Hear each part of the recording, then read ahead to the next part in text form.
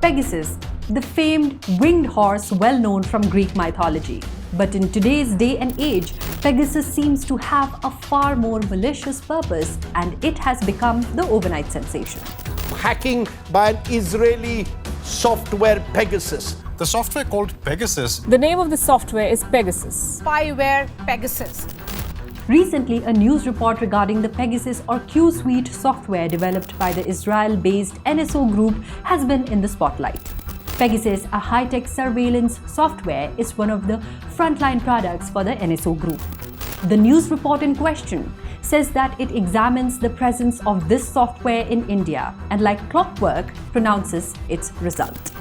But does it do so with substantiating evidence? Does it do so with sources that can be trusted? Hello and welcome to New India Junction. Today, let's talk about Pegasus. What is it? What's timing got to do with an overly sensational news story? As dissent and a new brand of rent-a-cause activism seem to have become a popular vocation, it has become easy to lose tracks of what facts and evidence actually say. I am Richa Dwivedi, and this is The Bottom Line.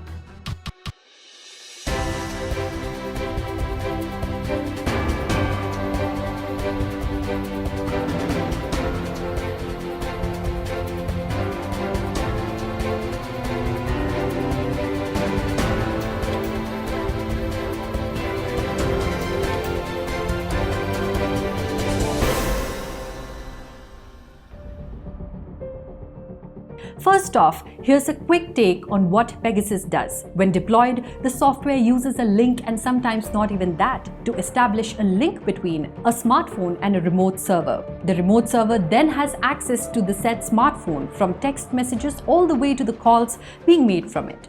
Pretty scary, right? In the wrong hands, the impact may be considerably problematic. That's exactly why the NSO group has maintained that Pegasus is not available to everyone, that their clients are carefully vetted much before a sale is completed. Now let's come back to the news report that went viral across the internet just a few days ago. The report mentions that it has access to a database of numbers from India that have been targeted in surveillance program. It further states that 40 of them are journalists, some from them from their own team. It claims that some of the phones were analyzed by independent agencies. How did it get the access to these numbers? Through a France-based agency called the Forbidden Stories. Who did the independent forensic analysis? A company called Amnesty International. Who published the story and acted as the judge, jury, and executioner? A supposedly investigative news agency called The Wire.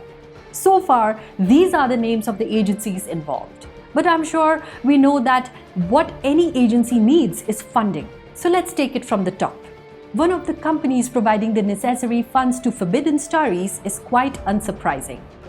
The self-proclaimed world's largest private funder of such independent groups, Open Society Foundations. And finally, who's behind the OSF? George Soros.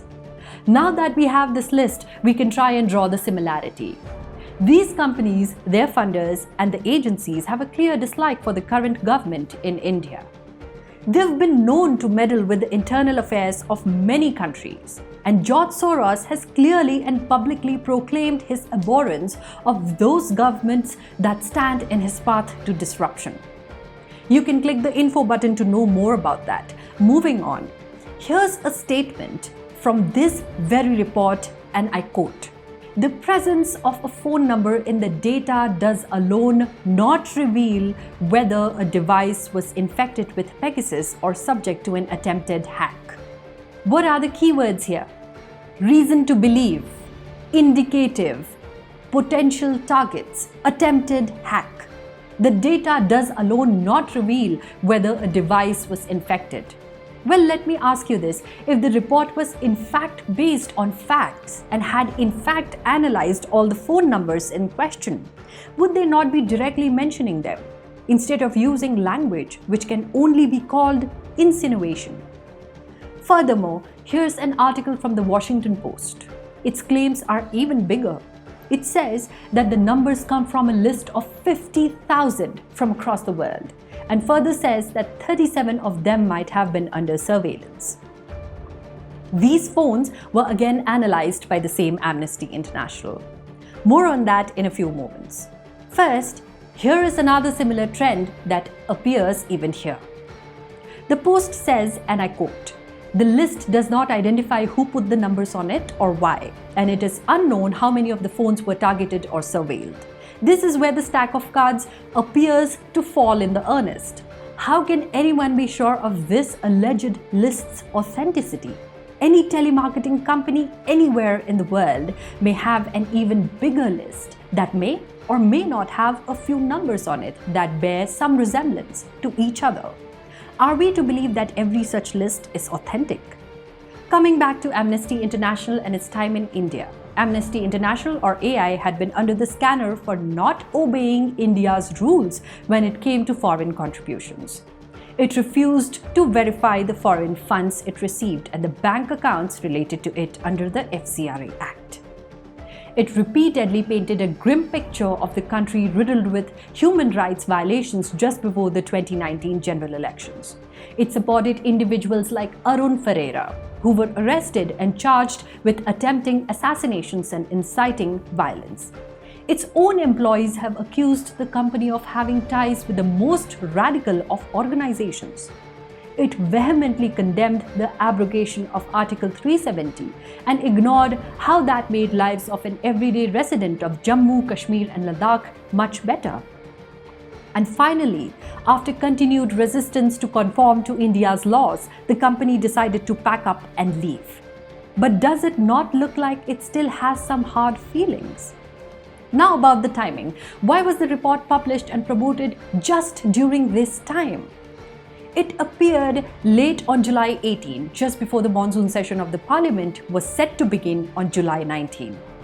Following the report, what ensued in the Parliament was complete chaos. So much so that the long-established tradition of introducing any new cabinet ministers could not be followed. And this continued over the next day as well. Most of the numbers mentioned in the list seem to belong to individuals with leanings to a particular political faction. The same faction which has been notorious to cause uproars in the Parliament and interrupt proceedings over unsubstantiated and biased allegations. Whatever they lack in conviction, they seem to have made up for with frenzied coordination and systematic confusion.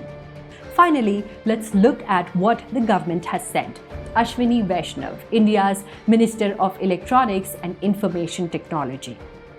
And yes, the NSO group in its statement had said that these unnamed sources that supplied the alleged list and the claims by these agencies are based on misinterpretation of data that is easily available in the public domain. It has said, and I quote, "The claims that the data was leaked from our servers is a complete lie and ridiculous, since such data never existed on any of our servers.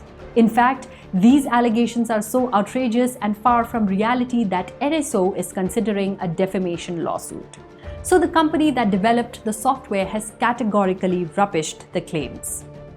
The government that has vehemently supported online privacy over the recent months has clearly denied the deployment of the software and any unauthorized surveillance. This answers the insinuation and allegations of government involvement, which begs the question, where is the motivation actually coming from? Amidst the resulting chaos, what agenda is actually being propagated? Since many of these agencies have known anti-institution sentiments, is this the new camouflage for their attempts to weaken and demean India? Today, it's an attempt to derail democratic proceedings. Tomorrow, it may be an effort to dismantle India's sovereignty. And after that, what will follow? If organizations like OSF continue to perpetrate their hateful propaganda, however indirectly, shouldn't they be stopped? And finally, after continued resistance to conform to India's laws, the company that decided to pack up and leave. But does it not look like it still has some hard feelings? Is this some sort of revenge motivation? You decide.